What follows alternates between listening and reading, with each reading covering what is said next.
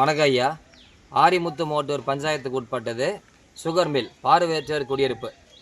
எங்களுக்கு வந்து பார்த்தீங்கன்னா பசுமை வீடுன்னு கட்டி கொடுத்தாங்க. ஆனால் வீடு கட்டி கொடுத்து ஒரு 5 வருஷம் தான் ஆகுது. ஒரே ஒரு வீடு கூட சரியில்லாமல் தான் இருக்குது சார். ஃபுல்லாக மண் உளுத்து கொட்டுது. பாத்ரூமெல்லாம் ஃபுல்லாகவே டேமேஜாக போயிடுச்சு. எல்லாமே ஃபுல்லாக போயிடுச்சு. நாங்கள் எல்லாமே பார்வை இல்லாதவங்க தான். எத்தனை முறை வீடு பெருக்கி நாங்கள் மண் இல்லாமல் வர முடியுமா எப்படி? ஆனால் பாம்புங்க நடமாட்டம் அதிகமாக இருக்குது சார். ஒருத்தர் தலைமாலேயே ஒரு வீட்டு முன்னாடி இருக்கிற ஸ்லாப் வந்து விழுந்துச்சு. குழந்தை மேலே விழுந்திருக்கும். ஆனால் அந்த குழந்தை வந்து எப்படியாவது அதிர்ஷ்டவசமாக ஓரம் ஒதுங்கிடுச்சு. தலை மேலே விழுந்துருந்தா என்ன ஆயிருக்கும்? நாங்கள் பார்வை இல்லாதவங்க தான்.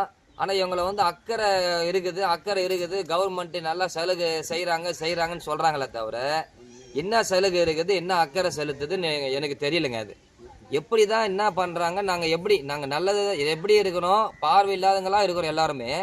இந்த வீடு வந்து இப்படி இடிஞ்சு விழுந்து காட்பாடிக்கு உட்பட்ட தாலுக்காலேருந்து ஆள் வந்து பார்க்கல. இது வரைக்கும் எந்த அதிகாரியும் வரல, வீடியோவும் வரல. மண்டே பெட்டிஷன் கொடுத்து 17 நாள் ஆயிடுச்சு.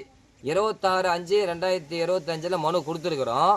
இது வரைக்கும் 17 நாள் மனு கொடுத்து ஆகிருக்குது.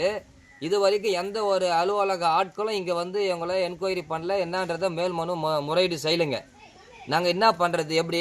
பார்வை இல்லாதவங்க எல்லாருமே இருக்கிறோம் சார். யாருக்கும் பார்வை கிடையாது. குழந்தைங்கள படிக்க வைக்கணும், வீட்டில் டெய்லி படுத்து எழுந்து தூங்கணும்.